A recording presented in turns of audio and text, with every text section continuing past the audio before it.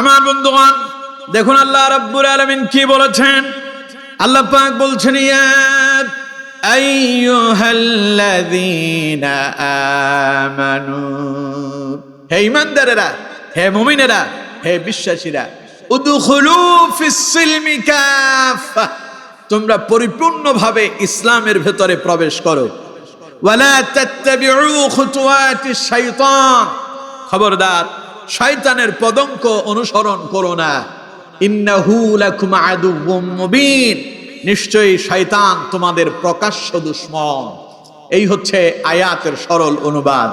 তাহলে পুরো আয়াতের সরল অনুবাদটা যদি আমরা একসাথে বলি, তাহলে অর্থ দাঁড়ালো এই, আল্লাহ তাআলা বলেছেন, ঈমানদারেরা, মুমিনেরা, বিশ্বাসীরা, তোমরা পরিপূর্ণভাবে ইসলামের ভেতরে প্রবেশ করো।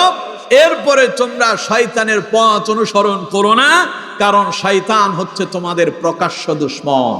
বুঝতে পেরেছেন আমার বন্ধুগণ? এবার আসুন, এই আয়াতে কারিমা কেন নাজিল হলো, এই কথাগুলো আল্লাহ তাআলা কেন বলেছেন? প্রিয় বন্ধুগণ, আমি আপনাদেরকে প্রশ্ন করতে চাই, কোরআনুল কারীমের ভেতরে আয়াত আছে কত কত? মাশাআল্লাহ, হিম্মত করে বলতে হবে তো। 6666 আয়াত। যদিও এটা নিয়ে মতভেদ আছে, কেউ বলেছেন এর চাইতে কিছুটা কম হবে, তবে আমরা জানি 6666 আয়াত। সূরা কয়টা? 114টা। মাশাআল্লাহ। এতে পারা আছে কয়টা? 30টা। কোরআনুল কারীমের 30 পারা, 114 সূরা, 6666 আয়াত।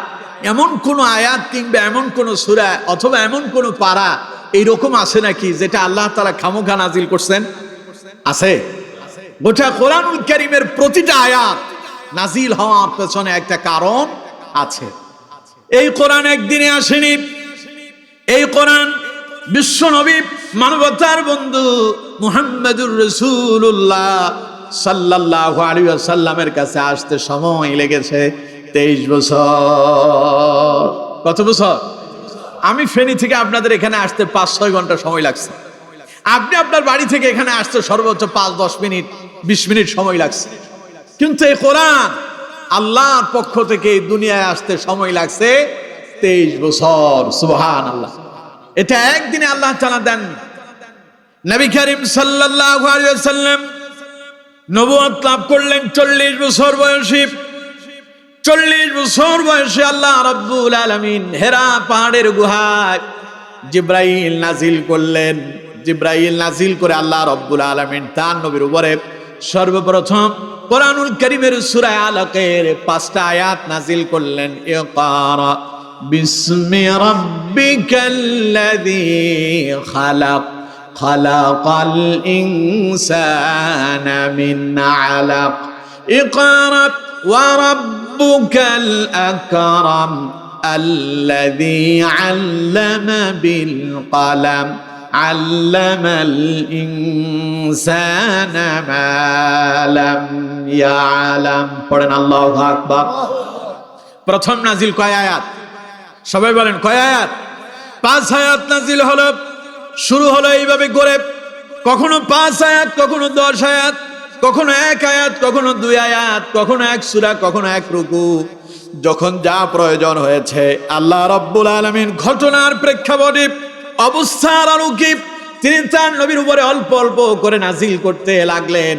এ গোটা কোরআনুল কারীম পরিপূর্ণভাবে রাসূলুল্লাহর কাছে আসতে, গোটা কোরআনুল কারীম নাজিল হতে সময় লেগেছে 23 বছর।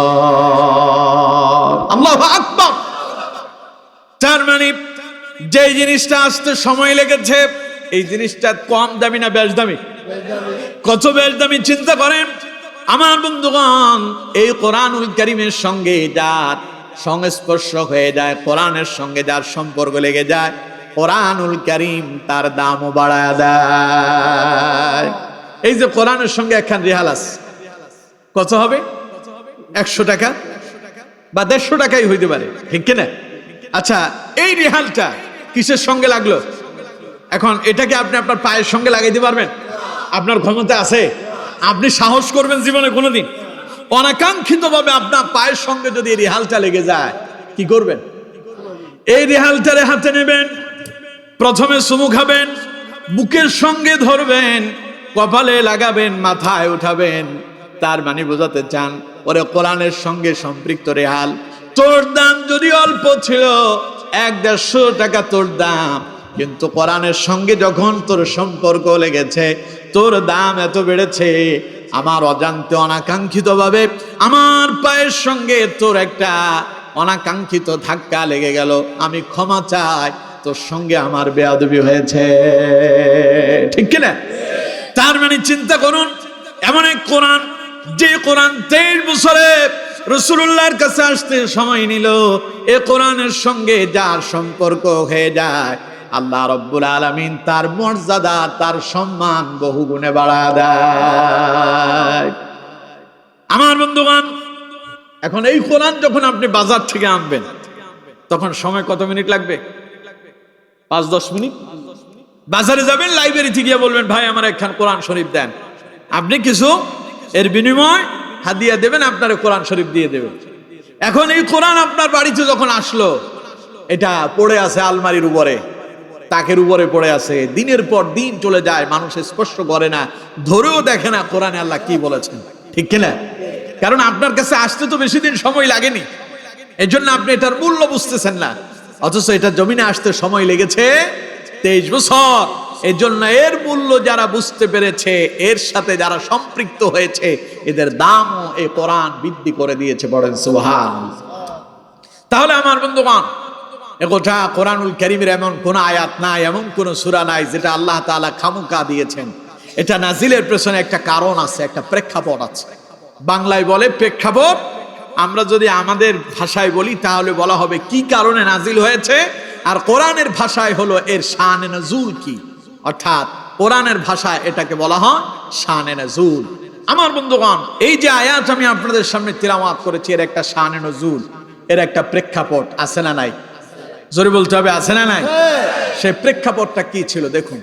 রাসূল করিম সাল্লাল্লাহু আলাইহি ওয়াসাল্লাম যখন মদিনায় গেলেন, মদিনায় গিয়ে রাসূলুল্লাহ কালেমার দাওয়াত দেওয়া শুরু করলেন। লোকেরা আসতে লাগলো, রাসূলুল্লাহর হাতে হাত রেখে কালেমা পড়ে মুসলমান হতে শুরু করলো। কয়েকজন ইহুদি এলো, তারা শুধু ইহুদি ছিল না, ইহুদি ধর্মের পণ্ডিত ছিল, আলেম ছিল। তারাও রাসূলুল্লাহর কাছে এলো, কালেমা পড়ে মুসলমান হয়ে গেল। আমার বন্ধুগণ, মুসলমান হওয়ার পরে ইহুদি ধর্ম অবলম্বী কয়েকজন ব্যক্তি তারা মনে মনে চিন্তা করতে লাগলো, আমরা তো ইতিপূর্বে মুসা আলাইহিস সালামের ধর্মের অনুসরণ করেছি। মুসা আলাইহিস সালামের ধর্মীয় শরীয়ত অনুযায়ী সপ্তাহের শ্রেষ্ঠতম দিন হলো শনিবার, আর আমাদের জন্য সপ্তাহের শ্রেষ্ঠতম দিন শুক্রবার। শুক্রবার হলো আমাদের কাছে শ্রেষ্ঠ। এই দিনটাকে আল্লাহ তাআলা উম্মত মুহাম্মাদের জন্য মর্যাদাময় করে দিয়েছেন। পড়েন সুবহানাল্লাহ। আর বনি ইসরাইলের জন্য সপ্তাহের শ্রেষ্ঠতম দিন ছিল শনিবার। ইহুদি ধর্ম অবলম্বী যারা ঈমান কবুল করল, তারা মনে মনে চিন্তা করতে লাগলো, আমরা তো ঈমান কবুল করেছি, তাহলে শনিবারের ব্যাপারে মুহাম্মদ সাল্লাল্লাহু আলাইহি সাল্লামের শরীয়তে কোনো বিরোধিতা নাই। যদিও মুসা আলাইহিস সালামের শরীয়তে শনিবার ছিল দামি দিন, সম্মানিত দিন। ওনারা মনে মনে চিন্তা করতে লাগলেন, যেহেতু এই দিনের বিরোধিতা করা হয় নাই মুহাম্মদ সাল্লাল্লাহু আলাইহি সাল্লামের শরীয়ত অনুযায়ী, তাহলে আমরা মুহাম্মদ সাল্লাল্লাহু আলাইহি ওয়াসাল্লামের শরীয়তের শুক্রবার দিনটারেও মর্যাদা দেব, সম্মান দেব, পাশাপাশি শনিবারের দিনটারেও মর্যাদা দেব। তাহলে একদিকে মুহাম্মদ সাল্লাল্লাহু আলাইহি ওয়াসাল্লামের শরীয়তেরও মর্যাদা রক্ষা হলো, অন্যদিকে মুসা আলাইহিস সালামের শরীয়তেরও সম্মান আর মর্যাদা রক্ষা হলো। আমার বন্ধুগণ, পাশাপাশি তারা চিন্তা করল, হযরত মুসা আলাইহিস সালামের শরীয়তে ওটের গোশত খাওয়া হারাম ছিল, আর মুহাম্মদ সাল্লাল্লাহু আলাইহি ওয়াসাল্লামের শরীয়তে ওটের গোশতকে আল্লাহ পাক হালাল করে দিয়েছেন। তারা ঈমান কবুল করার পরে চিন্তা করল, মুহাম্মদ সাল্লাল্লাহু আলাইহি ওয়াসাল্লামের শরীয়তে ওটের গোশত খাওয়া ওয়াজিব কিংবা ফরজ বাধ্যতামূলক করা হয়নি, সুতরাং আমরা ওটের গোশত খাওয়া থেকে বিরত থাকব। তাহলে মুসা আলাইহিস সালামের শরীয়তের প্রতিও সম্মান বজায় থাকলো, মুহাম্মদ সাল্লাল্লাহু আলাইহি ওয়াসাল্লামের শরীয়তেরও কোনো ক্ষতি হলো না। উদ্দেশ্য ভালো না খারাপ? কথা কয় না, উদ্দেশ্য ভালো না খারাপ? অন্য এক বর্ণনা এসেছে, ইহুদিরা ঈমান কবুল করার পরে রাসূলুল্লাহকে বলল, ইয়া রাসূলুল্লাহ সাল্লাল্লাহু আলাইহি ওয়াসাল্লাম, হুজুর আপনি যদি অনুমতি দেন আমরা সারা দিন তো আপনার ইসলাম নিয়েই থাকবো, রাত্রিবেলা আমরা তাওরাত তিলাওয়াত করতে চাই।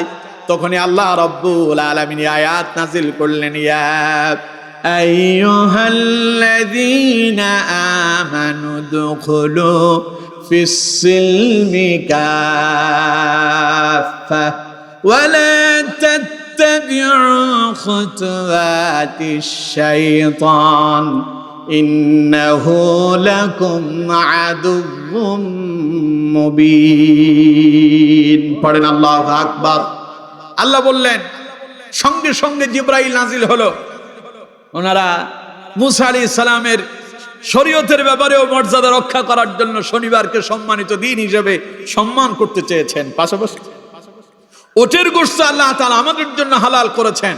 মুসা আলাইহিস সালামের শরীয়তে হারাম ছিল, তারা চিন্তা করলো যে না খায়া আমরা মুসা আলাইহিস সালামের শরীয়তের প্রতিও সম্মান প্রদর্শন করব, রাত্রিবেলা আমরা তাওরাত তিলাওয়াত করব, তাহলে মুসা আলাইহিস সালামের শরীয়তের প্রতিও আমাদের সম্মান বজায় থাকলো, এতে আমরা ইসলামের আরো নিকটবর্তী হব। আল্লাহ তাআলা জিবরাইল নাজিল করলেন, যাও জিবরাইল আমার হাবিবকে শোনায়া দাও, তিনি যেন তাদেরকে বলে দেন যারা ঈমান কবুল করলো, ইয়া আইয়ুহাল্লাযীনা আমানু, নবী বলেন হে ঈমানদারেরা, হে মুমিনেরা, হে বিশ্বাসীরা। ঈমানদার কারা? যারা পড়েছেন লা, পারেন না পড়েন, লা ইলাহা ইল্লাল্লাহু মুহাম্মাদুর রাসূলুল্লাহ সাল্লাল্লাহু আলাইহি ওয়াসাল্লাম। এই কালিমা যারা মুখে উচ্চারণ করলো, অন্তরে যারা বিশ্বাস করলো, এই কালেমার উপরে ইস্তেকামত থেকে যারা জীবন পরিচালনা করে, কোরআন আর ইসলামের ভাষায় তাদেরকে মুমিন কিংবা সত্যবাদী বলা হয়। পড়েন সুবহানাল্লাহ।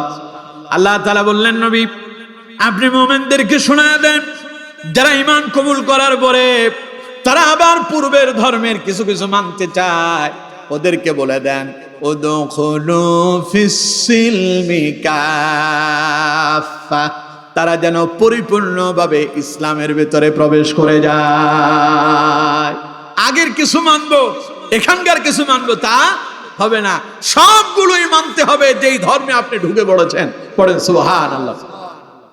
আমার বন্ধুগণ, ইতিপূর্বে আল্লাহ রাব্বুল আলামিন যত নবীদেরকে প্রেরণ করলেন, সব নবীদের ভেতরে শ্রেষ্ঠ নবী করে আল্লাহ পাক যাকে প্রেরণ করলেন তিনি আমার নবী, আপনার নবী, বিশ্ব নবী মুহাম্মাদুর রাসূলুল্লাহ সাল্লাল্লাহু আলাইহি ওয়াসাল্লাম। পড়েন সুবহানাল্লাহ।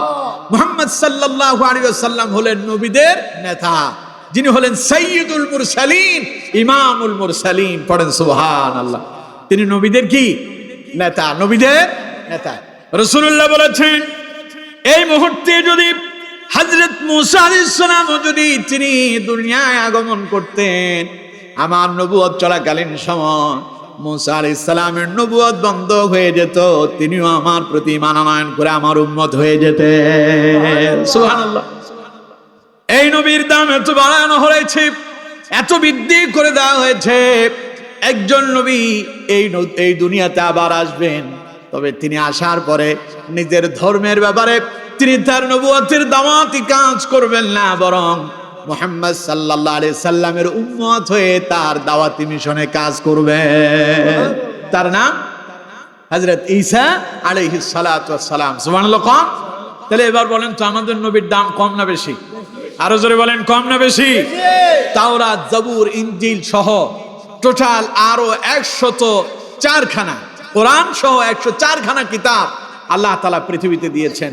বাকি যত কিতাব আছে, বাকি 103টা কিতাবের সব কিতাবের কথা আল্লাহ পাক এই কোরআনুল কারীমের ভিতরে কমপ্লিট ভাবে তিনি ঢুকায়া দিয়েছেন। সুবহানাল্লাহ। সুতরাং এটা যদি কেউ মানে পূর্বের কোন ধর্মে আর তার ফেরত যাওয়ার দরকার নাই, এটা হলো কমপ্লিট কোড অফ লাইফ। পড়েন সুবহানাল্লাহ।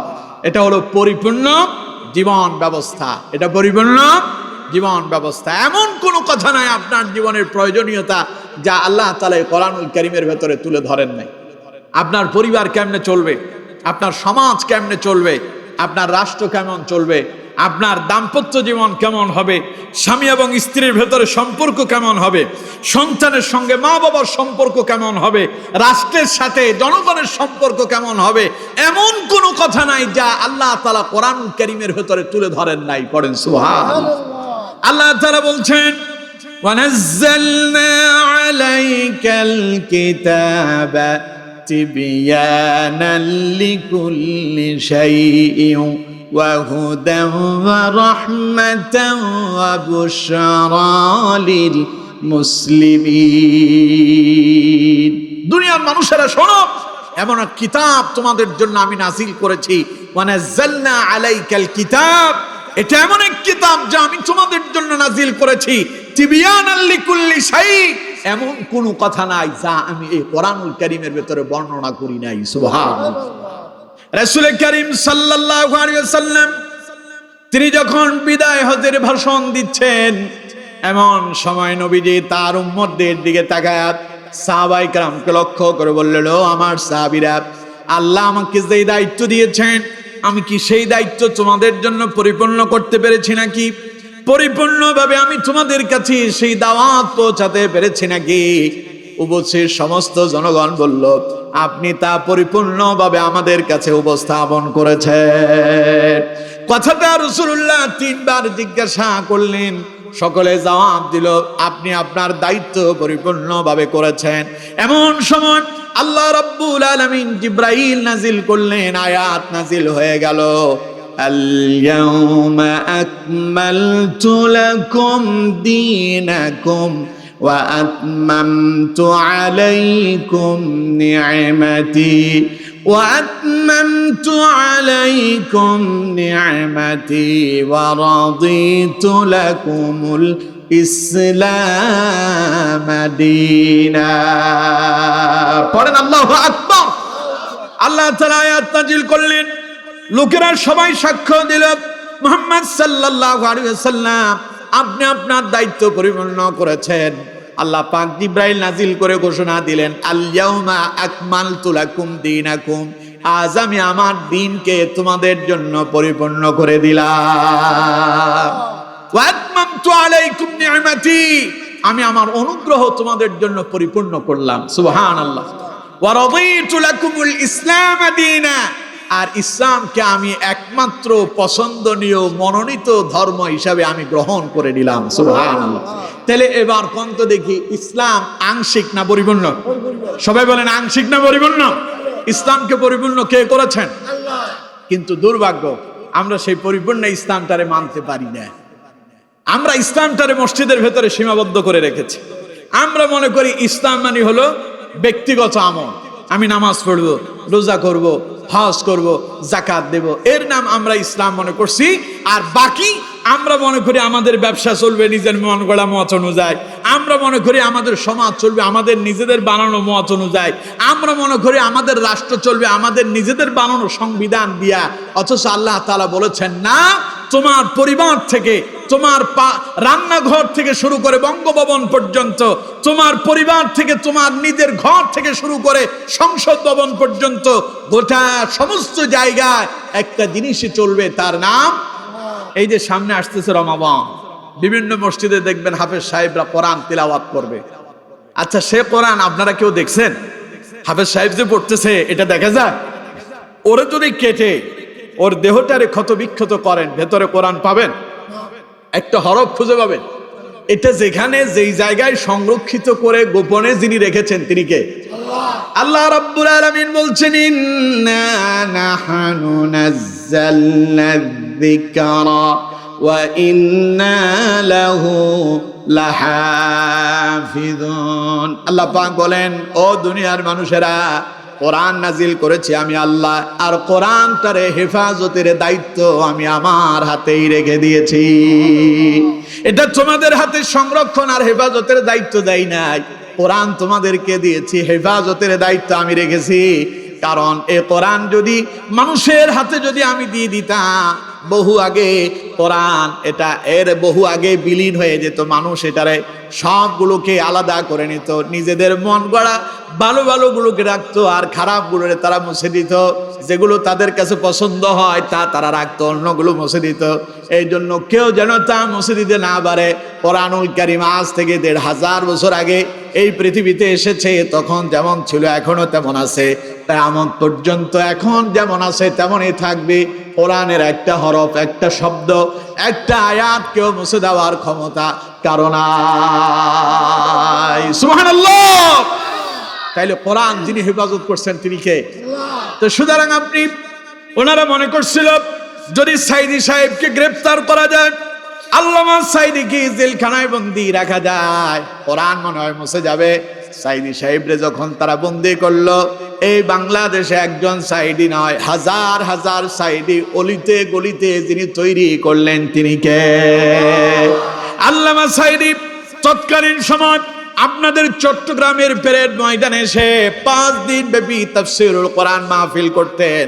কিন্তু আজ প্রতিটা পাড়া মহল্লায় আল্লামা সাইদির প্রতিষ্ঠিত সেই তাফসীরুল কোরআন মাহফিল অনুষ্ঠিত হয়ে যাচ্ছে, ঠিক কিনা? তারা চেয়েছিল কোরআনের এই গণজোয়ার মুছে দেওয়ার জন্য, নিভায়া দেওয়ার জন্য, কিন্তু আল্লাহ রাব্বুল আলামিন এটারে আরো বৃদ্ধি করে দিয়েছে।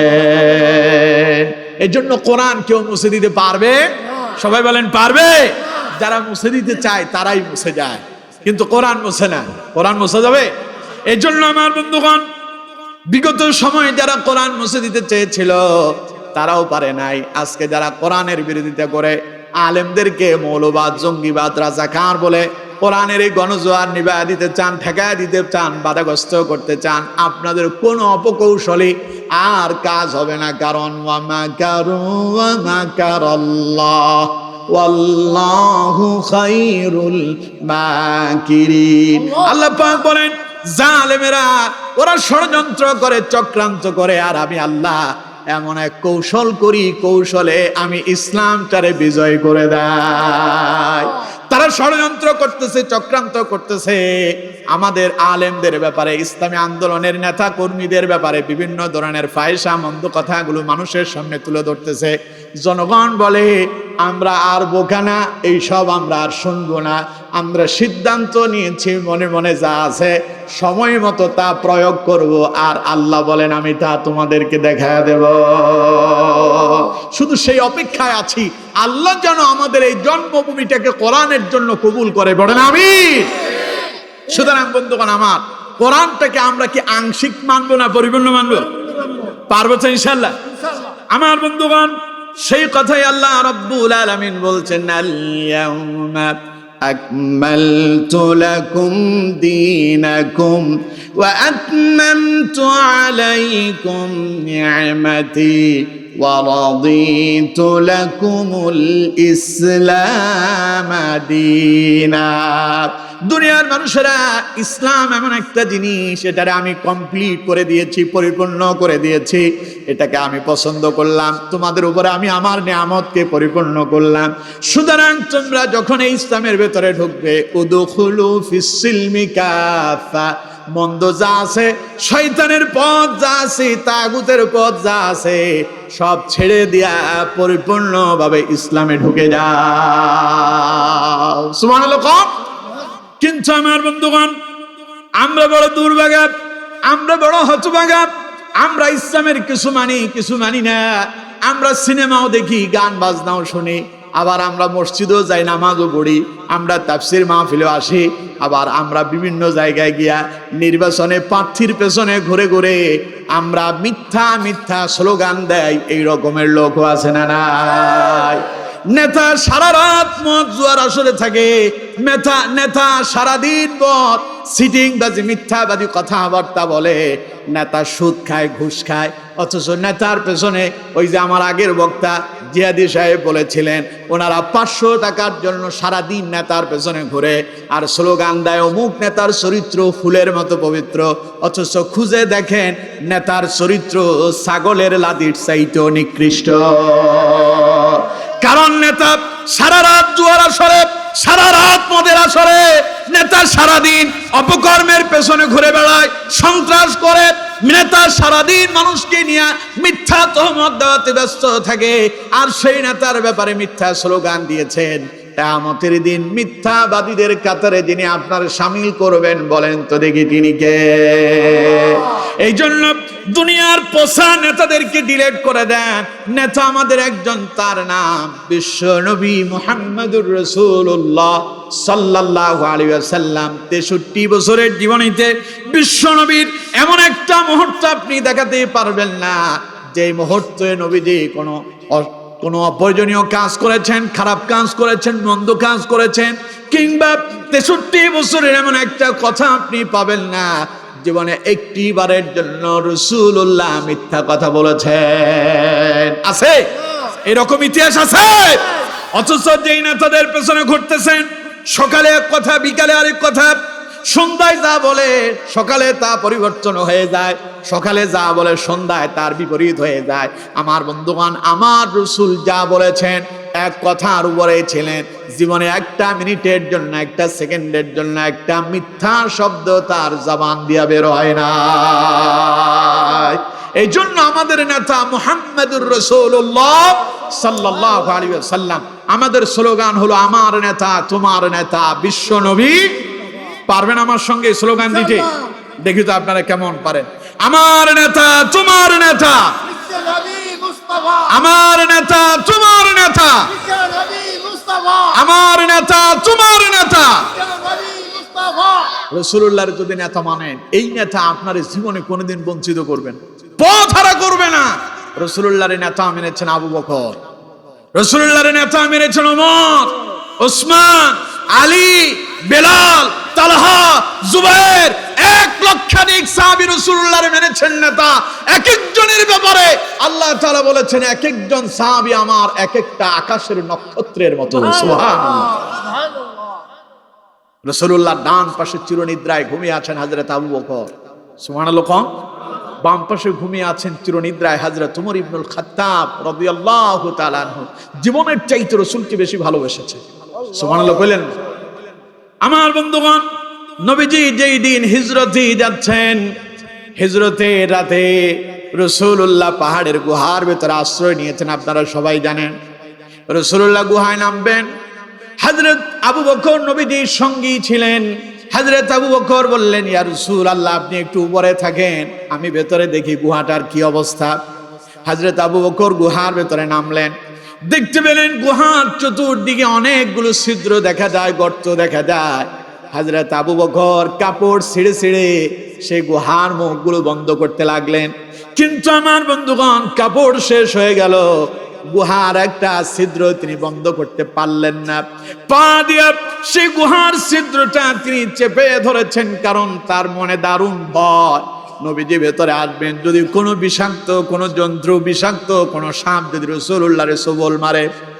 এই জন্য তিনি সমস্ত গুহার ছিদ্রগুলো বন্ধ করলেন, ভেতরে ঢুকলেন পা দিয়া। শেষ ছিদ্রটা তিনি বন্ধ করলেন। রাসূলুল্লাহকে বললেন, ইয়া রাসূলুল্লাহ আমি গুহার সমস্ত ছিদ্রগুলো বন্ধ করলাম, নিরাপদ মনে হচ্ছে, এবার আপনি ভেতরে আসতে পারেন। নবীজি ভেতরে তাসি বানলেন। ক্লান্ত রাসূলুল্লাহ, হযরত আবু বকর তিনিও ক্লান্ত। নবীজি হযরত আবু বকরের হাঁটুর উপরে মাথাটা রাখলেন।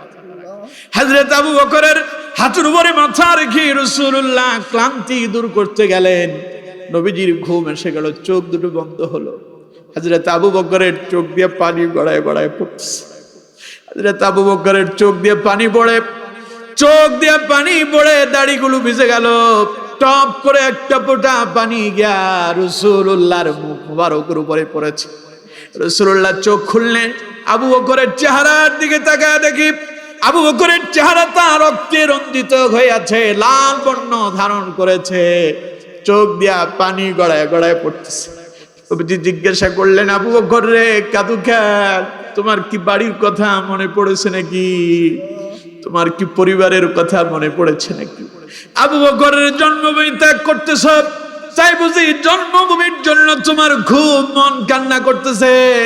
হযরত আবু বকর বললেন, ইয়া রাসূলুল্লাহ সাল্লাল্লাহু আলাইহি ওয়াসাল্লাম, হুজুর আল্লাহর নামে শপথ করে বলতেছে হুজুর আমার বাড়ির কথা মনে পড়ে নাই, আমার পরিবারের জন্য মায়া হয় না, জন্মভূমির জন্য কাঁদি না। নবীজি বলেন, আবু বকর কাঁদো কেন? হযরত আবু বকর বললেন, ইয়া রাসূলুল্লাহ, গুহার সমস্ত ছিদ্রগুলো বন্ধ করেছি, একটা ছিদ্র বন্ধ করতে পারি না, পা দিয়ে চেপে ধরেছি, ভেতর থেকে কোনো বিষাক্ত কোনো কিছু আমারে কামড় মেরেছে, ব্যথার যন্ত্রণায় আমি সহ্য করতে পারি না। নবীজি বললেন, আবু বকর রে, কেন তুমি আমারে বলো না, কাঁদো কেন? আমারে বললে তো আমি তোমার চিকিৎসার ব্যবস্থা করতাম। হযরত আবু বকর বললেন, ইয়া রাসূলুল্লাহ, আপনি আরামে ঘুমিয়ে আছেন, আপনি ক্লান্ত, আমি কিভাবে আপনার ঘুম ভাঙাই, কিভাবে আমি আপনার কষ্ট দেই? আপনার এই আরামের ঘুম নষ্ট হয়ে যাবে, এই জন্য আমি আমার এই ব্যথা যন্ত্রণা সহ্য করে যাচ্ছি, আপনার কষ্ট দিতে পারবো না। আল্লাহু আকবার, আল্লাহু আকবার। এমন ভালোবেসেছেন সাহাবায়ে কেরাম রাসূলুল্লাহকে। এক একজন সাহাবীর ব্যাপারে নবীজি বলেছেন, আমার এক একজন সাহাবী আকাশের এক একটা নক্ষত্রের মতো। সুবহানাল্লাহ। এই জন্য আমার বন্ধুগণ, নেতা যদি মানতে হয় রাসূলুল্লাহরে মানেন, জীবন হবে কল্যাণময়, জীবন হবে সাকসেস। কখনো আপনি পথ হারা হবেন না, পথভ্রষ্ট হবেন না। রাসূল গিয়েছে জান্নাতে, আপনি রাসূলের সঙ্গে জান্নাতের মেহমান হয়ে যাবেন। পড়েন সুবহানাল্লাহ। কিন্তু পছা নেতাদের পেছনে ঘুরেন, যারা সারাদিন মদ খায়, জুয়া খেলে, সারাদিন অপকর্ম করে, সন্ত্রাস করে, অন্যায় করে, মানুষের উপরে জুলুম করতেছে, সেই নেতার পেছনে ঘুরতেছেন, সেই নেতা কি জান্নাতে যাওয়ার সম্ভাবনা আছে? সেই নেতা যদি জাহান্নামে যায়, আপনি তার অনুসারী হয়ে মনে হয় আপনি জান্নাতে যাবেন না? আমার বন্ধুগণ, কোরআনে আল্লাহ রাব্বুল আলামিন বলছেন, মাইয়াশফা শাফাআতান হাসানাতান ইয়াকুল লাহু নাসীবুম মিনহা ওয়া মান ইয়াশফা শাফাআতান সাইয়্যাতান ইয়াকুল লাহু কিফলুম মিনহা। কথা কার? আল্লাহ তাআলা বলেছেন, যারা সৎ কাজে কাউকে সুপারিশ করে, আল্লাহ তাআলা বলেছেন সেই সৎ কাজের সমপরিমাণ সওয়াব পায়। সুবহানাল্লাহ। আর যারা মন্দ কাজে একজন আরেকজনের জন্য সুপারিশ করে, সেই মন্দ কাজের গুনার ভাগীদার হয়ে যায়। বলেন নাউযুবিল্লাহ। এখন আপনি একজন মদখোর, একজন জুয়াখোর, টেন্ডারবাজ, সাদাবাজ, সন্ত্রাস, এর পেছনে আপনি ঘুরলেন আর তার সমর্থন দিলেন, ও যত টেন্ডারবাজি, সাদাবাজি, সন্ত্রাসী করবে, একটা গুনাহ আপনার আমলনামায় আপনার ঘাড়ের উপরে এসে পড়বে। আর যদি আপনি একজন ভালো মানুষের পেছনে থাকেন, ভালো মানুষকে আপনি ভালো জায়গায় নেওয়ার জন্য চেষ্টা করেন, সেই ভালো কাজ করে যে সওয়াব পাবে, সমপরিমাণ সওয়াব আপনার আমলনামায় যিনি দেবেন তিনি কে? এই জন্য আল্লাহ রাব্বুল আলামিন বলছেন, তাআওয়ানু আলাল বিররি ওয়াত তাকওয়া ওয়ালা তাআওয়ানু আলাল ইসমি ওয়াল উদওয়ান। দুনিয়ার মানুষেরা, তোমরা একে অপরকে ভালো কাজে সহযোগিতা করো, তাকওয়াময় কাজে সহযোগিতা করো, আর মন্দ কাজে, খারাপ কাজে একজন আরেকজনকে সহযোগিতা করা থেকে বিরত থাকো। কথাটা আমার না আল্লাহর। কথা বলেন, কথাটা আমার না আল্লাহর? কথা যদি আল্লাহর হয়, মানার দরকার আছে না নাই? তাহলে আমরা কি ভালো মানুষের সঙ্গে থাকবো না খারাপের সাথে থাকবো? যদি ভালো মানুষের সঙ্গে যদি থাকতে পারেন, ভালো মানুষ যত ভালো কাজ করবে, বিনিময় সেই ভালো কাজের সওয়াব আপনার আমলনামায় জমা হয়ে যাবে। আর মন্দ লোকের লোকে থাকবেন, সেই যত মন্দ কাজ করবে, সে একটা মন্দ গুনাহ আপনার আমলনামায় চলে আসবে। কথাটা কার? এজন্য প্রিয় বন্ধুগণ, আমরা নেতা হিসেবে রাসূলুল্লাহরে মানবো, পারবো তো ইনশাআল্লাহ? আল্লাহ তাআলা আমাদেরকে কবুল করুন, পড়ুন আমিন। সুতরাং আমার বন্ধুগণ, ইসলাম পরিপূর্ণ, ইসলামে কোনো কমতি নাই, ইসলাম কমপ্লিট কোড অফ লাইফ, পরিপূর্ণ জীবন ব্যবস্থার নাম হলো ইসলাম। কারো থেকে ধার নিতে হবে না, কোথাও যেতে হবে না।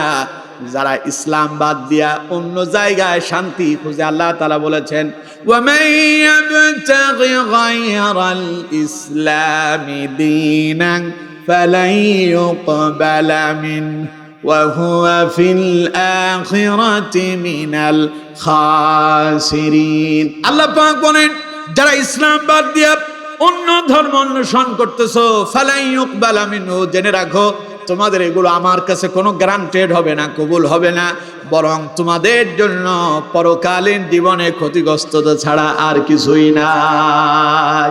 বলেন নাউযুবিল্লাহ। তাহলে শুধু কি আমরা গান বাজনা শুনবো, আবার পাশাপাশি নামাজও পড়বো, এরকম করবো? বরং নামাজ পড়বো, গান বাজনা ছেড়ে দেব, ইসলাম মানবো, অশ্লীল মন্দ কাজ ছেড়ে দেব, সিনেমা দেখা বন্ধ করব, কোরআনের পক্ষে আমরা দাঁড়িয়ে যাব, সন্ত্রাস ছেড়ে দেব, মাদকের সঙ্গে আমরা মিশবো না, মাদক থেকে আমরা দূরে সরে যাব, জুয়াকারীদের সাথে আমরা মিশবো না, আমরা মিশে যাব আল্লাহর কোরআনের সঙ্গে, আমরা কোরআনের সৈনিক হয়ে যাব। আমরা যদি কোরআনের সৈনিক হয়ে যাই, দুনিয়াও আমাদের কল্যাণ হবে, পরকালও আমাদের কল্যাণ হবে। আর যদি আমরা ইসলাম থেকে কিছু নেই আর তাগুত থেকে কিছু নেই, আল্লাহ তাআলা বলেছেন উলাইকা হুমুল খাসিরুন, তারাই হবে ক্ষতিগ্রস্ত, দুনিয়াও তাদের শেষ, আখিরাতও শেষ, ঠিক কিনা? এজন্য আমার বন্ধুগণ, ইসলাম পরিপূর্ণ, ইসলামে ঢুকবো, কিছু মানবো কিছু মানবো না তা হবে না। নামাজ খালি জুমার দিন পড়বো তা হবে না। জুমার নামাজ যিনি ফরজ করেছেন সেই আল্লাহ, দৈনিক 5 ওয়াক্ত নামাজও তিনি ফরজ করেছেন, ঠিক কিনা? তাহলে জুমার নামাজ যেমন পড়তে হবে, তেমনি ভাবে 5 ওয়াক্ত নামাজও আমাদের প্রত্যেককে আদায় করতে হবে। কিন্তু আমার বন্ধুগণ, আল্লাহ রাব্বুল আলামিন সতর্ক করলেন, ইয়া আইয়ুহাল্লাযীনা আমানু দুখুলু ফিস-সিলমি কাফা, তোমরা ঈমানদারেরা ইসলামের ভিতরে পরিপূর্ণভাবে প্রবেশ করো, তবে খবরদার ওয়ালা তাত্তাবিউ খুতুওয়াতিশ শাইতান, তোমরা শয়তানের পদঙ্ক অনুসরণ করো না, ইন্নাহু লাকুম আদুউম মুবিন, কারণ শয়তান তোমাদের প্রকাশ্য দুশমন।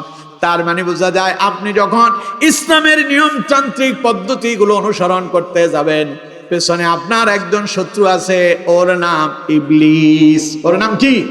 সবাই বলেন, ওর নাম কি? ও আপনার শত্রু, ও আপনাকে ভালো কাজ করতে দেবে না। আপনি কোরআনের দিকে যাবেন, ও বলবে সেখানে যাও না।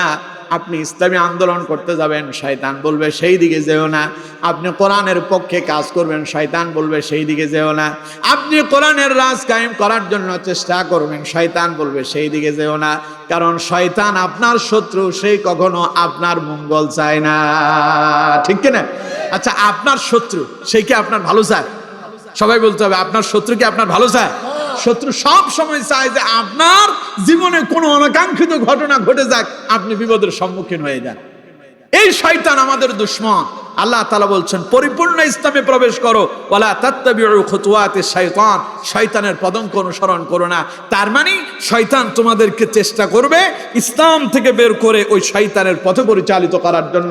সাবধান, শয়তান তোমাদের প্রকাশ্য দুশমন। কথা কার? চিল্লায় বলেন, কথা কার?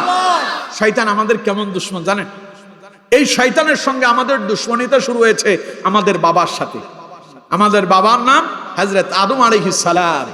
হযরত আদম আলাইহিস সালামের সঙ্গে এই শয়তান সর্বপ্রথম শত্রুতা পোষণ করেছে।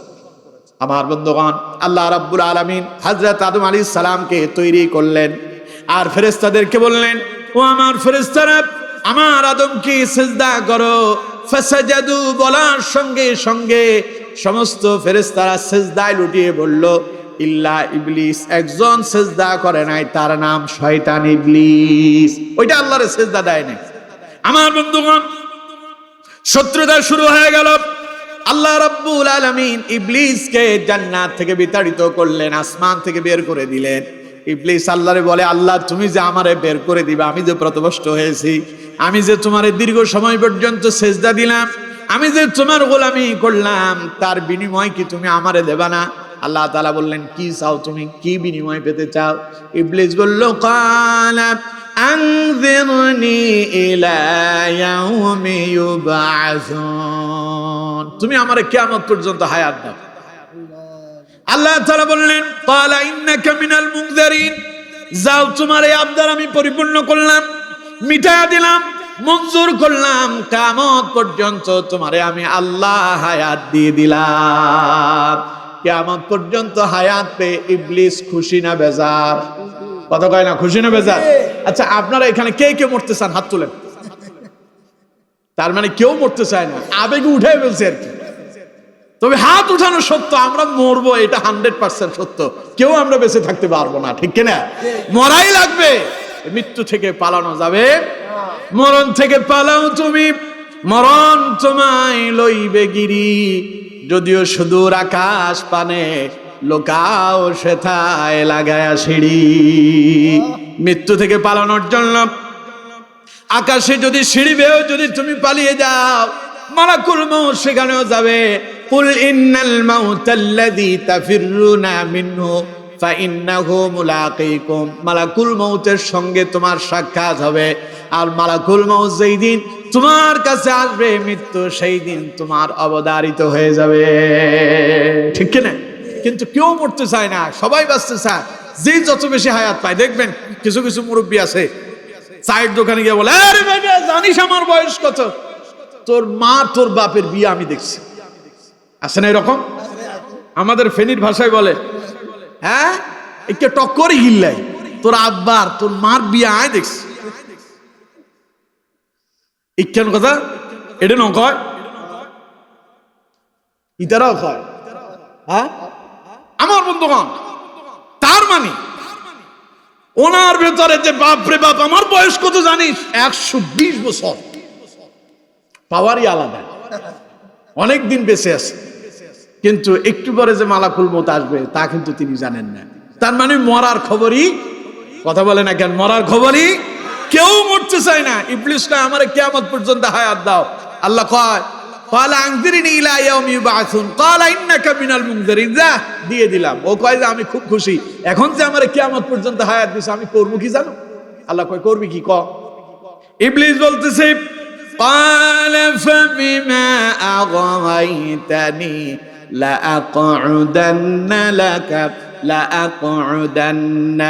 লাকা সিরাতাকাল মুস্তাকিম। তুমি যে আমারে কিয়ামত পর্যন্ত হায়াত দিছো, আমি এখন করব কি জানো?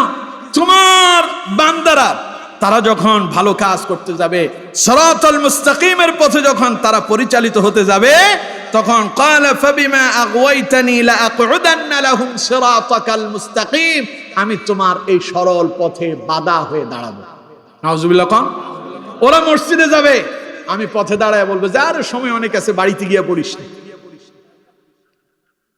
মসজিদ থেকে আজানের আওয়াজ সে শুনতে পাবে। ফজরের সময় মুয়াজ্জিন ডাকতেছে হাইয়া আলাস সালাহ, আসো নামাজের দিকে। হাইয়া আলাল ফালাহ, আসো কল্যাণের দিকে। আস-সালাতু খায়রুম মিনান নাওম, ঘুম থেকে নামাজ উত্তম। ও কয় যে না, আর একটু ঘুমায়ালো, এখনো অনেক সময় আছে, আস্তে ধীরে যাবি আর কি, কিছুক্ষণ পরে গেলেও জামাত পাবি। সিস্টেম কইরা আপনার ভেতরে এমন এক অসুস্থতা দিল, আপনার শরীরটারে মাথাটারে ম্যাসাজ করে দেয়, মাথার চুলকায়া দেয়, আপনার পাটাকে ধরে টিপে দেয়। আপনার এখন আরেকটু ঘুমানোর দরকার, কারণ ঘড়িতে তাকায় দেখেন এখনো আধা ঘন্টা জামাতের বাকি আছে। কিন্তু যখন এরপরে আপনার ঘুম ভাঙছে, তখন দেখেন 1.5 ঘন্টা আগে ফজরের নামাজ শেষ হয়ে গেছে। ঘটনা কে ঘটালো? 1.5 ঘন্টা আগে জামাত শেষ। তার মানে এখন আর ফজরের ওয়াক্ত নাই, সূর্য উঠে গেছে। ইবলিস কয় ক্বালা ফাবিমা আগওয়াইতানি লাআকউদান্না লাহুম সিরাতাকাল মুস্তাকিম। তোমার বান্দারা যখন সরল পথে যাবে, তোমার দিকে যাবে, নামাজের দিকে বের হতে যাবে, আমি মাঝখানে ঢুইকা ওর ভেতরে ওয়াসওয়াসা দিয়া তারে আমি এই পথ থেকে ফিরায় রাখবো। ইবলিস বলতেছে সুম্মা লাআতিয়ান্নাহুম মিন বাইনি আইদিহিম ওয়া মিন খালফিহিম ওয়া আন আইমানিহিম ওয়া আন শামাইলিহিম ওয়া লা তাজিদু আকসারাহুম শাকিরিন। আমি তোমার বান্দাদের সামনের দিক থেকে এসে তাদেরকে বাধা দেব, পেছন দিক থেকে বাধা দেব, ডান দিক থেকে বাধা দেব, বাম দিক থেকে বাধা দেব। তার মানে চতুর্দিক থেকে আমি তাদেরকে ওয়াসওয়াসা দিয়া আমি তোমার সরল পথে তাদের বাধাগ্রস্ত হয়ে দাঁড়াবো। ওয়ালাকিন্না আকসারাহুম শাকিরিন। ফলে তুমি দেখতে পাবে তোমার অসংখ্য বান্দারা হয়ে যাবে অকৃতজ্ঞ। বলেন নাউযুবিল্লাহ। আজকে যারা কোরআন থেকে দূরে, আজকে যারা ইসলাম থেকে দূরে, আজকে যারা নামাজ থেকে দূরে, আজকে যারা ইসলামী আন্দোলন থেকে দূরে, আজকে যারা কোরআনের রাজ কায়েম করা থেকে দূরে, আজকে যারা গান বাজনাতে ব্যস্ত, সিনেমা নিয়ে ব্যস্ত, সন্ত্রাসে ব্যস্ত, সাদাবাজে ব্যস্ত, এদের পেছনে শয়তান ঢুকছে। আর শয়তান তাদের বন্ধু হয়ে তাদেরকে মন্দ কাজে ধাবিত করতেছে। ঠিক কিনা? আল্লাহ তাআলা বলেছেন না, এটা মুমিনের স্বভাব নয়। মুমিন গান বাজনা শুনবে না, সিনেমা দেখবে না, সন্ত্রাস করবে না, সাদাবাজিতে যাবে না, দুর্নীতি টেন্ডারবাজিতে যাবে না। মুমিন ইসলামটাকে পরিপূর্ণভাবে তার জীবনীতে ধারণ করবে। পড়েন সুবহানাল্লাহ। কিন্তু যারা ইসলামের কিছু মানবে কিছু মানবে না, আল্লাহ তাআলা বলছেন এদের উদাহরণ, এদের নমুনা হলো শয়তানের মতো। নাউজুবিল্লাহ বলেন না। সূরা হাশরের 16 নম্বর আয়াতে আল্লাহ তাআলা বলেছেন কামাসালিশ শাইতানি ইয ক্বালা লিল ইনসানি কফুর ফালাম্মা কাফারা ক্বালা ইন্নী বারিউম মিনকা ইন্নী আখাফুল্লাহ রাব্বাল আলামিন। আল্লাহ তাআলা বলেছেন যারা ইসলামের কিছু মানে কিছু মানে না, এদের উদাহরণ হলো কামাসালিশ শয়তান, এরা যেন শয়তানের মতো। এরা কিসের মতো?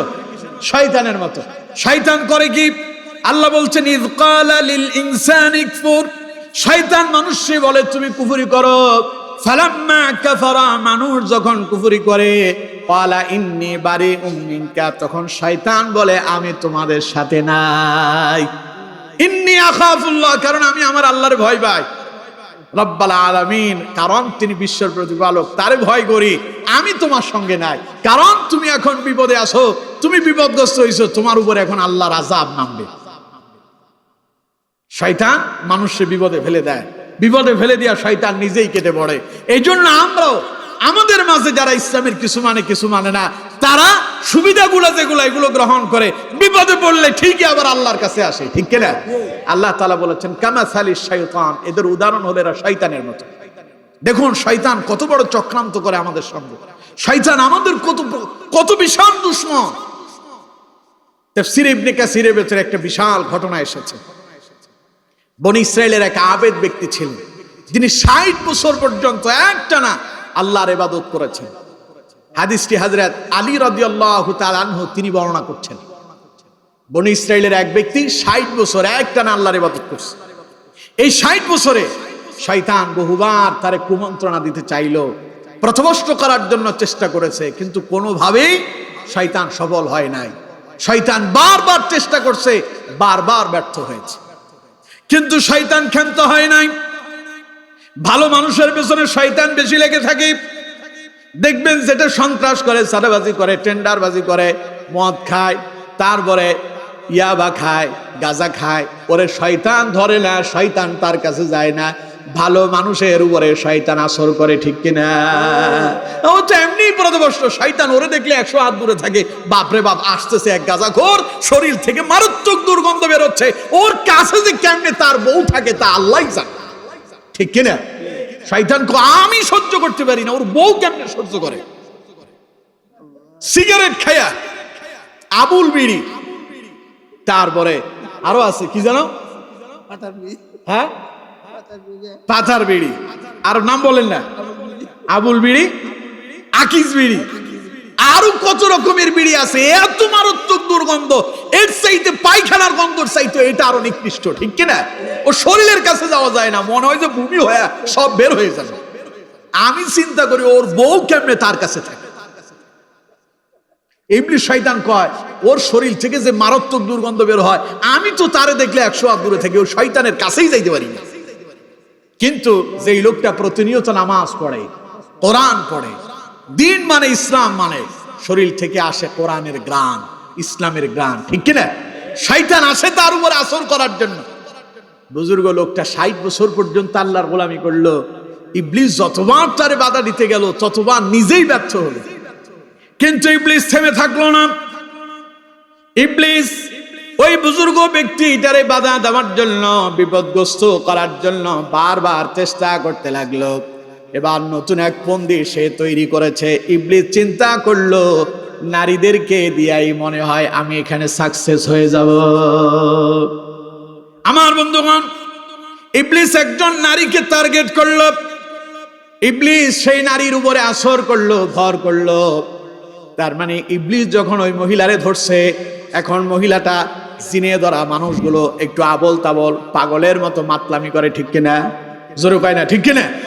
মাঝে মধ্যে যখন কারোর শয়তান আসর করে, যিনি আসর করে তখন মানুষ পাগলের মতো আচরণ করে, তখন মানুষ বুঝতে পারে এটার কাজগুলো কিন্তু সঠিকভাবে হচ্ছে না, অনাকাঙ্ক্ষিত ঘটনা ঘটতেছে। তাড়াতাড়ি ইমাম সাহেবের কাছে নিয়ে যায়, তারে একটু ঝাড়ফুঁক করে দিতে হবে। মাওলানা সাহেব কোরআন দিয়া ফু দিলে আল্লাহর রহমতে সে ভালো হয়ে যায়, ঠিক কিনা? এখন এই মহিলা জিনে ধরা রোগীর মতো আচরণ করতেছে। ইবলিস শয়তান বলল, আমি মহিলার ভেতরে এমন একটা ভাব ঢুকাই দিলাম, জিনে ধরা মানুষকে যেমন জিনে ধরলে যেমন সে পাগলের মতো আচরণ করে, মহিলা এইভাবে আচরণ করতেছে। আমি সেই মহিলার ভাইদের কাছে গিয়া মনে মনে তাদেরকে অসসা দিলাম, যদি তোমার এই ভাই তোমার এই বোনটারে যদি ভালো করতে চাও, ওই যে বুজুর্গ আবেদ লোকটা আছে তার কাছে নিয়ে যাও, নিশ্চয়ই তিনি তোমার বোনের চিকিৎসা করতে পারবে, ঝাড়ফুঁক করে দিলে সে সুস্থ হয়ে যাবে। এখন ভাইরা চিন্তা করতেছে, বোন আমার আবল তাবল কথা বলতেছে, যিনি আসর করছে তার সুস্থতা দরকার। মনের ভেতরে আসতো সে আবেদ লোকের কথা। ইবলিস শয়তান বলতেছে এই ওয়াসওয়াসা আমি দিলাম। এখন বোনটারে নিয়ে চলে গেল সেই পীর সাহেবের দরবারে, মাওলানা সাহেবের কাছে, বুজুর্গ লোকটার কাছে। বুজুর্গ লোকটা যথারীতি তার চিকিৎসা শুরু করলো, ঝাড়ফুঁক তদবির শুরু করলো। আমার বন্ধুগণ, এখন সে মহিলা বুজুর্গ লোকটার কাছে আছে। তাফসীরের ভেতরে এসেছে সূরা হাশরের এই 16 নম্বর আয়াতের তাফসীর আপনারা দেখবেন ইবনে কাসিরের ভেতরে। আমার বন্ধুগণ, সেই মহিলা যখন সেখানে গেল, ওই মাওলানা সাহেব তৎকালীন সময়ের সেই বুজুর্গ লোকটা মহিলাটারে ঝাড়ফুঁক করতেছে। একদিন মহিলা একা, পাশে সেই মাওলানা সাহেব একা, অন্য কোনো মানুষজন নাই। ইবলিস শয়তান বলল, আমি বুঝতে পারলাম এটাই সুবর্ণ সুযোগ, আমি সে আবেদ লোক বুজুর্গ লোকের উপর আসর করলাম, তার অন্তরের ভিতরে ওয়াসওয়াসা দিতে লাগলাম, সেই মহিলাটার প্রতি আস্তে আস্তে দুর্বল হয়ে যেতে লাগলো। আমার বন্ধুগণ, তাফসীর ইবনে কাসির এলো, ওই বুজুর্গ লোকটা মহিলার প্রতি আকৃষ্ট হয়ে পড়ল, এমন ভাবে আকৃষ্ট হয়েছে মহিলার সঙ্গে ব্যভিচারে লিপ্ত হয়ে গেল। বলেন নাউজুবিল্লাহ। ব্যভিচারে লিপ্ত হয়ে যাওয়ার পরে মহিলার পেটে সন্তান চলে আসছে, মহিলা গর্ভবতী হয়ে গেল। মহিলারা যখন গর্ভবতী হয়, পেটে যখন সন্তান এসে যায়, তখন তার শরীরের একটা পরিবর্তন হয়, মানুষ বুঝতে পারে এই মহিলার পেটে সন্তান আছে, ঠিক কিনা? আমার বন্ধুগণ, এখন আস্তে আস্তে এই মহিলার একটা পরিবর্তন হচ্ছে। সেই বুজুর্গ লোকটা চিন্তা করতেছে, লোকজন আমার কি বলবে যদি ধরা পড়ে যায়, এই মহিলা সন্তান প্রসব করলে আমি তো বিপদে পড়ে যাব। ইবলিস শয়তান বলতেছে, সময়টারে আমি খুব ভালো জায়গায় কাজে লাগালাম। আমি কাছে গিয়া বললাম, যদি মানুষের লজ্জা শরম থেকে যদি বাঁচতে চাও, তাহলে তাড়াতাড়ি মহিলারে হত্যা করে ফেলো। বলেন নাউজুবিল্লাহ। এই মহিলার হত্যা করো। অন্য বর্ণে আসছে, হত্যা করে মহিলাটাকে তুমি জনমানব শূন্য এলাকায় কোথায় নিয়ে পুঁতে ফেলো। মাওলানা সাহেব চিন্তা করলেন, ওই বুজুর্গ লোকটা চিন্তা করলো, বাঁচতেই হবে, সমাজের লজ্জা থেকে আমারে বাঁচা লাগবে, লোকজন আমারে কি বলবে। বুজুর্গ লোকটা সেই মহিলাটার একটা সুবর্ণ সুযোগ খুঁজতেছে, কখন সময় আসবে মহিলাটারে হত্যা করা যাবে। এক রাতে সেই বুজুর্গ লোক মহিলাটারে হত্যা করলো। শয়তানের দেওয়া সেই পরামর্শ অনুযায়ী জনমানব শূন্য এলাকায় নিয়ে একটা গর্ত খনন করে সেখানে সেই মহিলাটারে পুঁতে ফেললো। ইবলিস কয়, এবার আমি নতুন পায়তারা, নতুন একটা পথ ধরলাম। এবার মাওলানা সাহেব বুজুর্গ লোকটা যখন বাড়িতে এলো, ইবলিস শয়তান ওই মহিলার ভাইদের কাছে চলে গেল। রাত্রিবেলা তারা 4 ভাই ঘুমিয়ে পড়ে আছে। ঘুমের ভেতরে ইবলিস শয়তান 4 জনের স্বপ্নে এসে দেখা দিল। দেখা দিয়া বলল, তোমাদের বোনের সঙ্গে অমুক বুজুর্গ লোক সেই তো ব্যভিচার করেছে, তোমাদের বোন গর্ভবতী হয়েছে, তাই তারে হত্যা করে অমুক জায়গায় জনমানব শূন্য এলাকায় তারে দাফন করে রাখা হয়েছে। সকালবেলা 4 ভাই যখন ঘুম থেকে উঠলো, একজন ঘুম থেকে উঠে বাকি 3 ভাইকে বলতেছে, ভাই গত রাতে এক মারাত্মক স্বপ্নে দেখছি, তবে স্বপ্নের কথা তোমাদের কাছে বলা যাবে না। বাকি 3 জন বলতেছে, না তোমারে বলতেই হবে, কি তুমি স্বপ্নে দেখেছো বলো। বললো যে বললে তো ভয় লাগে। বললো যে না বলো। 3 ভাই যখন তাকে চেপে ধরলো, সেই সমস্ত গত রাতের স্বপ্নের কথা বলে দিল। বাকি 3 জনও একই স্বপ্নে দেখেছে। এবার 3 জন প্রত্যেকে বলল, একজন বলতেছে আমিও তো এই স্বপ্ন দেখছি, পাশের জন কয় আমিও দেখেছি, তার পাশের জন বলতেছে আমিও দেখেছি। তার মানে 4 জন একই রকমের স্বপ্ন দেখেছে। এবার 4 জন বলতেছে নিঃসন্দেহে আমরা যা দেখেছি তা সত্য দেখেছি, ভুল দেখি নাই। 4 জন যেহেতু একই রাতে একই রকম স্বপ্ন দেখলাম, ঘটনা সত্য, নিশ্চয় আমার বোনকে হত্যা করা হয়েছে, বোনের সঙ্গে এইরকম আচরণ করা হয়েছে। বাদশার কাছে তারা চলে গেল। বাদশার কাছে গিয়া সমস্ত ঘটনা বাদশাকে শোনালো। বাদশা তার সিপাহীদেরকে বলল তাড়াতাড়ি বের হ, সেই বুজুর্গ আবেদ লোকটারে গ্রেফতার করো। ধরে নিয়ে আসা হলো রাজ দরবারে। জিজ্ঞাসা করার পরে কোথায় সেই মহিলাকে হত্যা করে মাটিতে পুঁতে ফেলা হয়েছে সব ঘটনা সে জানালো। পরে বলল যে চলো সেখানে গিয়ে দেখি। যায়া সেই বুজুর্গ লোক আবেদ লোকটা দেখালো এখানে তার কবর দেওয়া হয়েছে, আমি তাকে এখানেই পুঁতে ফেলেছি। সে গর্ত খনন করে সেই মহিলার লাশ বের করে নিয়ে আসা হলো। এবার কন্ত দেখি সে বুজুর্গ লোকটা এখন কি শাস্তির সম্মুখীন হবে না? এখন তাকে রাজ দরবারে নিয়ে যাওয়া হলো, শাহী দরবারে। তার মৃত্যু হয়ে যাবে, ফাঁসির আদেশ হয়ে গেছে, তাকে মৃত্যু দেওয়া হবে। ইবলিস শয়তান এসে তার সামনে প্রকাশ করলো, আত্মপ্রকাশ করেছে। ইবলিস এসে বলতেছে তোমার যতগুলো ঘটনা ঘটছে সবগুলো কিন্তু আমি ঘটাইছি। গত 60 বছর যাবত তোমার পেছনে আমি চেষ্টা করেছিলাম, তোমারে পথভ্রষ্ট করতে পারি নাই, আজ আমি সাকসেস। তবে এখন যে বিপদে তুমি পড়ছো, এই বিপদ থেকে আমি ছাড়া তোমার আর কেউ বাঁচাইতে পারবে না। এখন লোকটা তো বাঁচতে চায়, বললাম না কেউ মরতে চায় না, সবাই বাঁচতে চায়। বুজুর্গ লোকটা বললো তাইলে কেমনে আমি বাঁচবো বলো? ইবলিস বলতেছে আমি তোমার একটা পরামর্শ দেই, যদি আমার সেই পরামর্শ তুমি মানতে পারো তাহলে আজ এই মহা বিপদ থেকে আমি তোমারে রক্ষা করব। বুজুর্গ লোকটা বললো তাইলে বলো কি তোমার শর্ত? বললে যে তুমি আমারে সেজদা করো। এবার কোন তো সেজদা আল্লাহ ছাড়া আর কারোর করা যাবে? বুজুর্গ লোকটা এতদিন কারে সেজদা দিছিল? ইবলিস বলতেছে আমারে সেজদা করো। বুজুর্গ লোকটা বাঁচার জন্য ইবলিসকে সেজদা দিয়ে দিল। আল্লাহ তাআলা বলেছেন তখন ইবলিস বলে ক্বালা ইন্নী আখাফুল্লাহ রাব্বাল আলামিন। ক্বালা ইন্নী বারিউম মিনকা, আমি তোমার সাথে নাই। ইন্নী আখাফুল্লাহ রাব্বাল আলামিন, আমি আর জগতের বিশ্বের প্রতিপালক আল্লাহরে ভয় পাই, তোমার সাথে আমি নাই। তোমার এখন ঈমানও নাই, আমলও নাই, সব বরবাদ হয়ে গেছে। বলেন নাউযুবিল্লাহ। আগে হত্যা করলো, জিনা করলো, জিনার পরে ওই বুজুর্গ লোকটা ওই মহিলাটার হত্যা করলো, 2টা অপরাধ হয়ে গেল। কিন্তু ঈমানটা ছিল। কিন্তু ইবলিস শয়তান এমন ভাবে ওয়াসওয়াসা দিল, ঈমানটা পর্যন্ত তার দেহ থেকে বের করে নিয়ে গিয়ে তারে মুশরিক বানায় দিল। এবার আমার বন্ধুগণ সেই বুজুর্গ লোকটা আর বাঁচতে পারলো না, বাদশার হুকুমে তারে হত্যা করা হয়েছে। আমার বন্ধুগণ এবার আমি আপনাদেরকে জিজ্ঞাসা করি, আমরা যে বিপদে পড়ব শয়তান কি তা আমাদের পক্ষ থেকে নিজের জন্য গ্রহণ করবে নাকি? আমার দেশের যেই নেতাদের পেছনে আপনারা ঘুরতেছেন, নেতা কিন্তু নিজে ডাইরেক্ট গিয়া মানুষ হত্যা করে না, কর্মীদেরকে দিয়া করায়, সন্ত্রাস করায় কর্মীদেরকে দিয়া। বিপদে পড়লে কর্মীরা পড়ে, জেলে গেলে কর্মীরা যায়, বিপদে পড়লে কর্মীরা পড়ে, 14 বছরের জেল হয়ে যায়, কর্মীরা ফাঁসির কাস্টে যায়, ফাঁসির রশি তাদের গলায় ঝুলানো হয়। কিন্তু নেতারা আরামে আরামে বিমানে করে মামুর বাড়ি দিল্লি চলে যায়, ঠিক না? কিন্তু আমার বন্ধুগণ শয়তান বলে এইভাবে আমি তোমাদেরকে বিপদে ফেলে দেয়, বিপদে ফেলে দিয়ে আমারটা আমি ধরে নেয়।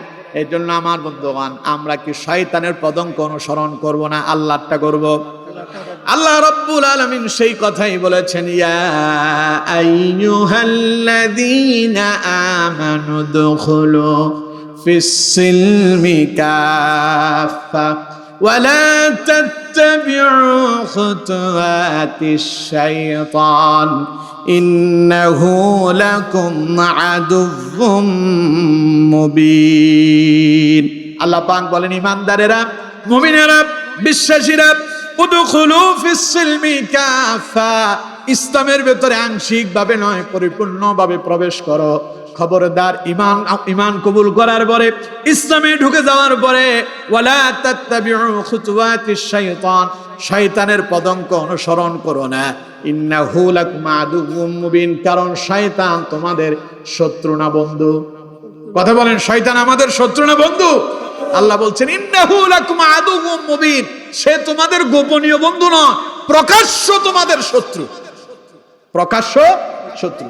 এবার যারা ইসলামের কিছু মানবেন কিছু মানবেন না, কোরআনের কিছু মানবেন কিছু মানবেন না, তাদের পরিণতি কি হবে? যারা ইসলাম মানবেন আবার শয়তানরেও খুশি করবেন, কয় যে আমি নামাজ পড়ি কিন্তু শয়তানরে কেমনে অসন্তুষ্ট করি, তাই নামাজ শেষ করে চায়ের দোকানে ঢুকে আমি সিনেমাও দেখি। এই জাতের লোকও আছে না নাই? নামাজও পড়ে সিনেমাও দেখে, নামাজ পড়ে আল্লাহরে খুশি করে, সিনেমা দেখে শয়তানরে খুশি করে দেয়। এই কাজ আমরা করব? আল্লাহ তাআলা বলেছেন ফাতুমিনুনা বিবাদিল কিতাবি ওয়া তাকফুরুনা বিবাদ ফামা জাযাউ মান ইয়াফআলু যালিকা মিনকুম ইল্লা খিজিয়ুন ফিল হায়াতিদ দুনিয়া ওয়া ইয়াওমাল কিয়ামাতি يردون إلى أشد العذاب وما الله بغافل عما تعملون। কথাকার আল্লাহ বলছেন আফাতুমিনুনা বিবাদিল কিতাবি ওয়া তাকফুরুনা বিবাদ, তোমরা কি কোরআনের কিছু অংশ মানো আর কিছু অংশ অস্বীকার করো? তোমরা কি কিছু মানবে কিছু অস্বীকার করবে? যদি তাই করো ফামা জাযাউ মান ইয়াফআলু যালিকা মিনকুম ইল্লা খিজিয়ুন ফিল হায়াতিদ দুনিয়া, যদি তোমরা কোরআনের কিছু মানো কিছু না মানো, কিছু মানলে কিছু অস্বীকার করলে, যদি তোমরা এমনটা করো, জেনে রাখো দুনিয়ার জীবনে আমি তোমাদের এমন এক ভোগান্তির ভেতরে ফেলবো, আমি তোমাদের গোটা জীবনটাকে আমি আল্লাহ রাব্বুল আলামিন অতিষ্ঠ করে ছাড়বো। কথাকার যারা বিগত সময় কোরআনের বিরোধিতা করেছিল, ইসলামের বিরোধিতা করেছিল, তাফসীরুল কোরআন মাহফিলগুলোতে 144 জারি করছিল, কোরআনের মাহফিলগুলো করতে তাদের থেকে অনুমতি নিতে বাধ্য করেছিল, অনুমতি যেখানে মিলে নাই কোরআনের মাহফিল সেখানে করা যায় নাই, এই কাজ যারা করছিল আজ কি তারা সুখে আছে? আজ কি তাদের চেহারা দেখা যায়? আপনাদের এলাকায় যারা বাধা দিয়েছিল তাদেরকে এখন দেখেন? আল্লাহ তাআলা বলেছেন যারা এই কাজগুলো করবে আমি আল্লাহ রাব্বুল আলামিন বলছেন ফামা জাযাউ মান ইয়াফআলু যালিকা মিনকুম ইল্লা খিজিয়ুন ফিল হায়াতিদ দুনিয়া, কোরআনের কিছু মানলা কিছু মানলা না, এমনটা যদি করো তোমাদের জীবনটাকে আমি আল্লাহ রাব্বুল আলামিন দুর্গতি দিয়া, জিল্লতি দিয়া, বিপদ দিয়া, মুসিবত দিয়া পরিপূর্ণ করব। আর পরকালে কি হবে? ওয়া ইয়াউমাল কিয়ামা, আর কিয়ামতের দিন কিন্তু তোমাদের জন্য আরেকটা আযাব আছে। ওয়া ইয়াউমাল কিয়ামাতি ইউরাদ্দুনা ইলা আশাদ্দিল আযাব, তোমাদের জন্য লাঞ্ছনাদায়ক কঠোর শাস্তির মধ্য দিয়া তোমাদেরকে সেই শাস্তিতে নিক্ষেপ করা হবে, নিপতিত করা হবে। তার মানে অবস্থা ভালো হবে না খারাপ হবে? তাহলে ইসলামের কিছু মানবো কিছু মানবো না এমনটা করব? কোরআনের কিছু মানবো কিছু মানবো না এমনটা করব? আমরা সকলে থাকবো কোরআনের সাথে, আমরা সকলেই থাকবো ইসলামের সাথে, পরিপূর্ণভাবে কোরআনটা মানবো, ইসলামটারে অনুসরণ করব, জীবনটারে সাজাবো কোরআন এবং সুন্নাহ দিয়া, আমাদের পরিবার চলবে কোরআন দিয়া, আমাদের সমাজ চলবে কোরআন দিয়া, আমাদের দাম্পত্য জীবন চলবে কোরআন দিয়া, আমাদের পার্লামেন্ট চলবে কোরআন দিয়া, আমাদের রাষ্ট্র চলবে কোরআন দিয়া। এই নীতি এই নৈতিকতা যদি আমরা প্রতিষ্ঠিত করতে পারি আমাদের জীবন হবে কল্যাণময়। ঠিক কিনা? জোরে বলতে হবে ঠিক কিনা? তাহলে আগামীর এই জীবন, আগামীর এই সুবর্ণ সুযোগ, আমাদের সমাজ আমাদের রাষ্ট্রের এই দুর্গতি যদি আমরা পরিবর্তন করতে চাই, রাষ্ট্রে যে অশালীন কর্মকাণ্ড চলছে, সন্ত্রাস চলছে, চাঁদাবাজি চলছে, চতুর্দিকে যে দুর্নীতিতে আমাদের বাংলাদেশ গ্রাস হয়ে আছে, অশান্তির কবলে আমরা ধাও ধাও করে চলছি, এখান থেকে যদি আমরা বেরিয়ে আসতে চাই ইসলামের কোনো বিকল্প, সবাই বলেন ইসলামের কোনো বিকল্প, আমরা সবাই ইসলামের পক্ষে থাকব, আমরা সবাই কোরআনের পক্ষে থাকব, আমরা সকলে হকের পক্ষে থাকব, আমরা সকলে ভালো কাজের সাথে থাকব, ভালো ব্যক্তিদের সাথে থাকব। আল্লাহ তাআলা আমাদের প্রত্যেককে কবুল করুন, পড়ুন আমিন।